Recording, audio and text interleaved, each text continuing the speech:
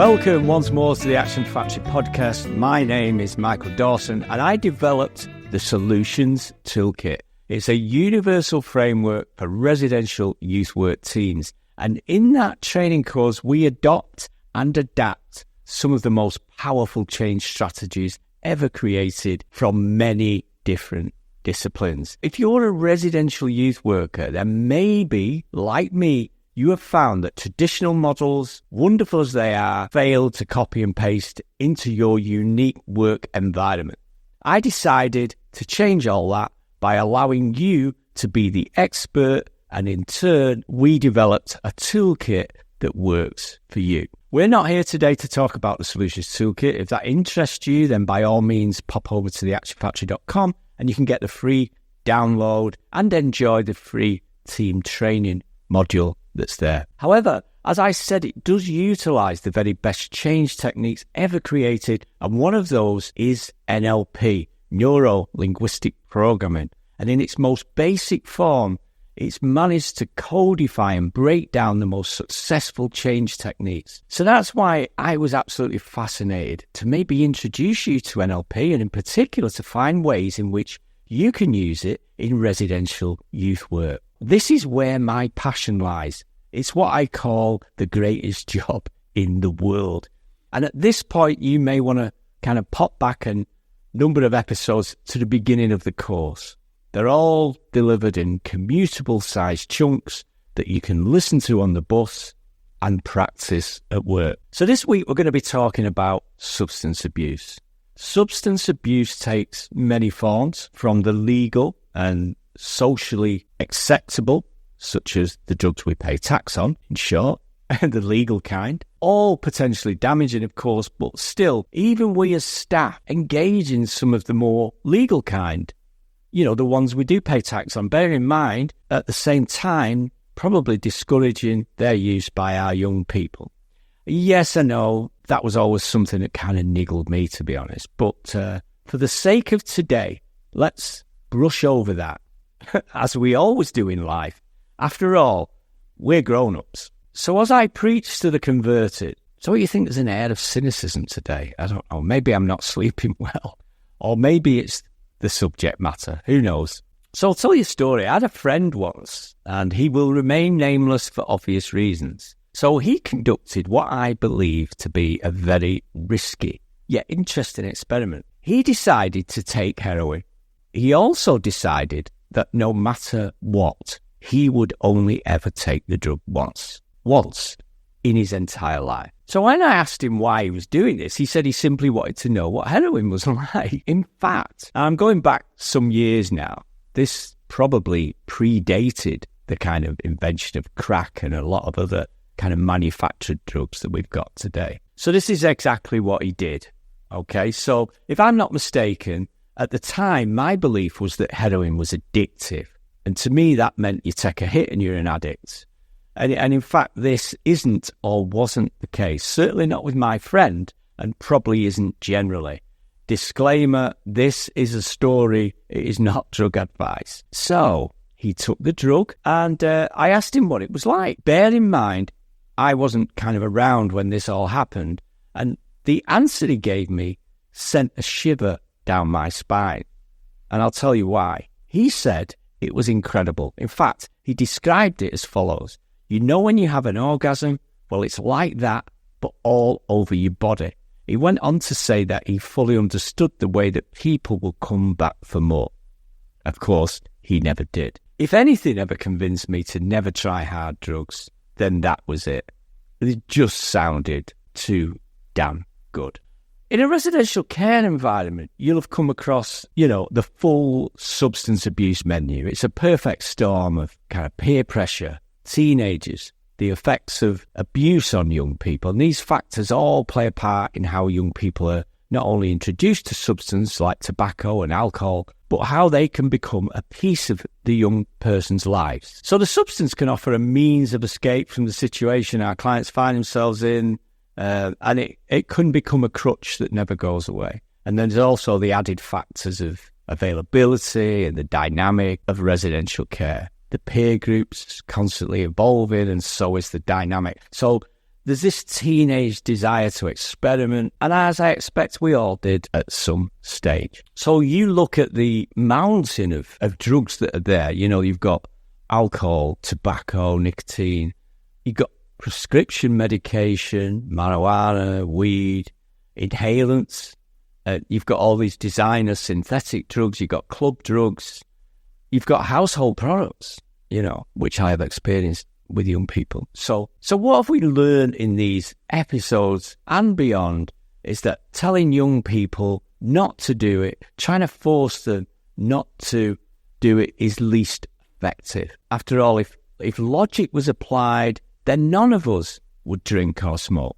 But we do. This episode isn't designed to explain the dangers of drugs to young people and why we take them and the harm and the risk involved. In fact, that's either self-evident or you as a residential youth workers are far more knowledgeable than me on that particular subject. What we're really talking about, as always, is our influence on human behaviour, and that's what you're here for. Then NLP might have some answers for us. We'll agree, shall we, that young people will experiment, that most survive that experimentation. After all, we did.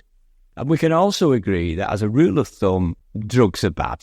Let's just go along with that. How can NLP explain how and why these substances are used, and more importantly, what tools are available to manage these behaviours?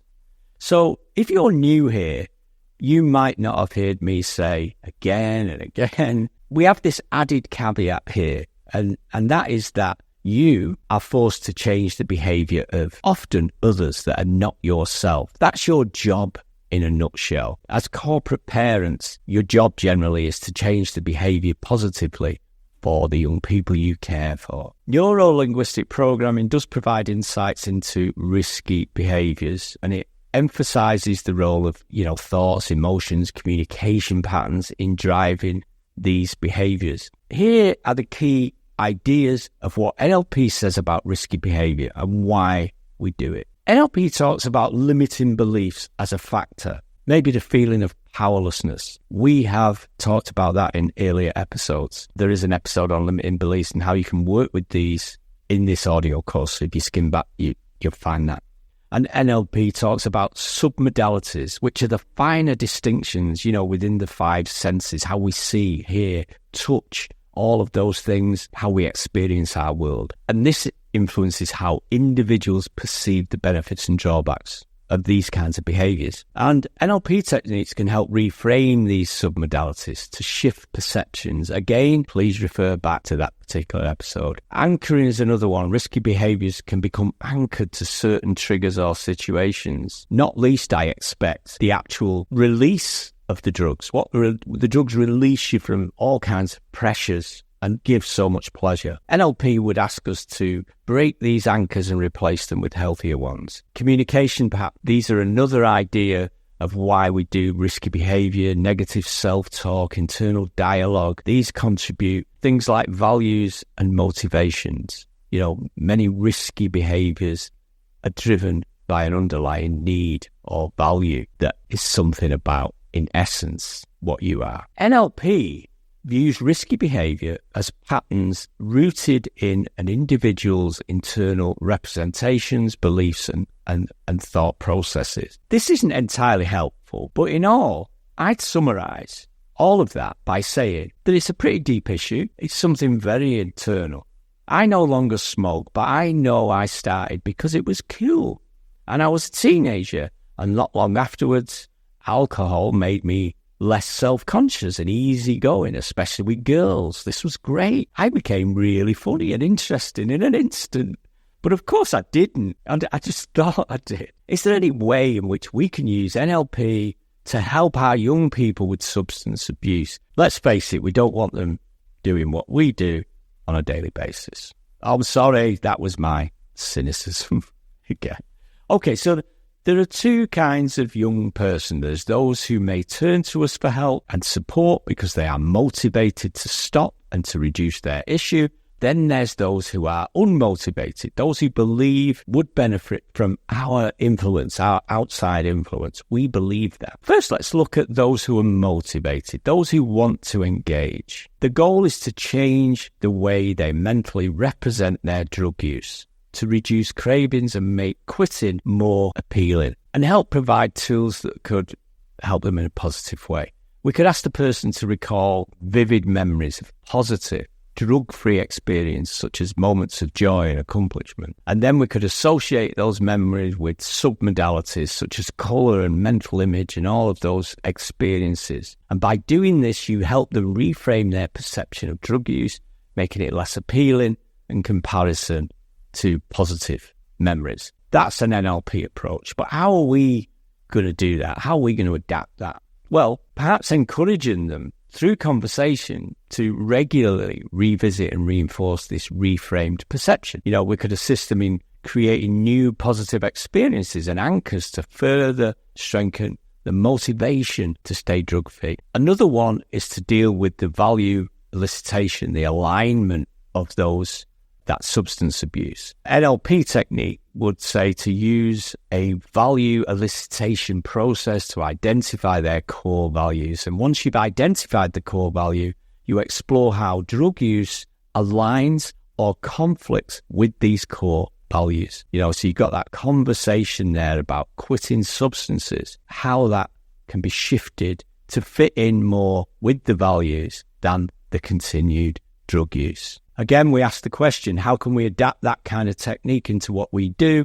We're not NLP experts. We don't intend to be. You could certainly encourage regular reflection on the values and how staying drug-free supports their goals, and provide ongoing support and coaching, to realign the daily choice within their life. And when I finally gave up smoking, I felt a shift. I'd tried a lot of times, but when I said to other people and myself, I don't smoke, a statement that aligned with the new set of values. I'm sorry, but it worked for me. I even went outside and stood with the smokers because I still kept that within, that's just a personal thing. But certainly there was definitely a shift in alignment. And then you've got timeline therapy, which is to help the individual reframe their past drug use experience and recreate a compelling future without it. Now, the NLP technique is to guide them through a timeline therapy session.